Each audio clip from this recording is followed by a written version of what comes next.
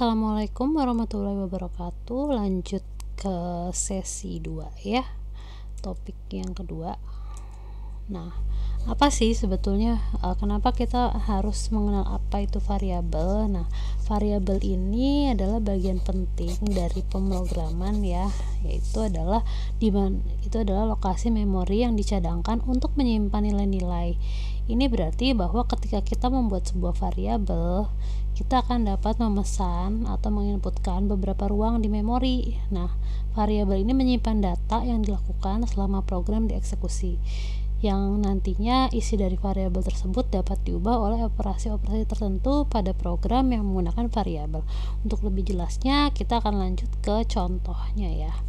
Nah, tapi ada beberapa hal yang harus diperhatikan di sini adalah variabel dalam Python sendiri itu adalah harus memiliki ciri-ciri sebagai berikut ya. Yang pertama, karakter harus berupa underscore, karakter selanjutnya berupa huruf atau angka, dan pada nama variabel ini dia bersifat case sensitif ya. Jadi kalau misalkan ada penulisan yang berbeda, dia akan berbeda juga artinya gitu ya.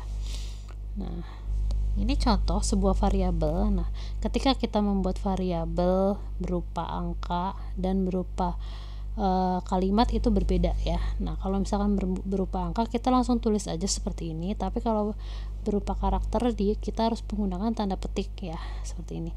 Dan untuk menampilkan variabel ini pakai perintah print ya. Jadi kita mau menampilkan yang mana nih? Yang X, Y atau Z. Nah, ini ditulisnya seperti ini ya dalam Python. Nah, begitupun juga dengan input dan output gitu ya. Nah, di sini masukkan nama Anda nih. Nah, terus nanti ketika kita masukkan nama ini kan nanti dia akan muncul seperti ini. Nah, masukkan sebuah karakter gitu ya. Nah, jadi ada dua perintah di sini, dan yang bagian terakhir itu adalah eksekusinya, print. Nah, nanti dia akan menampilkan nama si Adi, terus nanti di yang bagian kedua ini karakter yang dimasukkan sesuai dengan inputan yang kedua tadi. Nah, kemudian ada juga yang berupa case seperti ini ya. Ini tuh udah masuk ke operasi hitung gitu ya. Jadi misalkan di sini kita inputkan sebuah bilangan bulat, terus nanti bilangan bulat ditambah 1 gitu ya.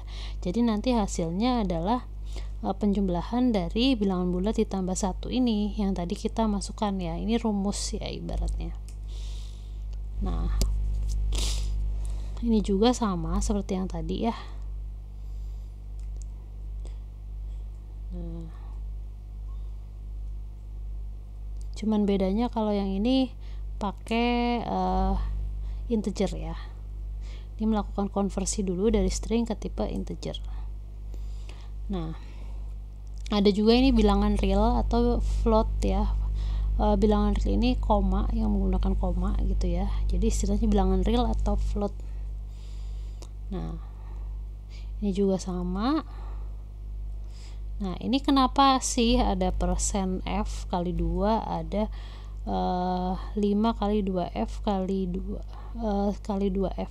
Ini menandakan berapa angka di belakang koma yang ingin kita masukkan. Kalau misalkan persen float berarti mungkin cuma 1, tapi kalau misalkan yang ini 2F berarti ada 2 angka di belakang koma gitu ya. Nah, ini juga sama. Biasanya sih itu kalau koma itu tergantung mau berapa nilai yang ingin kita hasilkan. Kalau misalkan emang cuma hanya 1 ya nanti masukannya yang F, tapi kalau misalkan ada 2 angka ya berarti 2F gitu. Oke, sekian, mudah-mudahan bisa dipahami materinya ya. Terima kasih.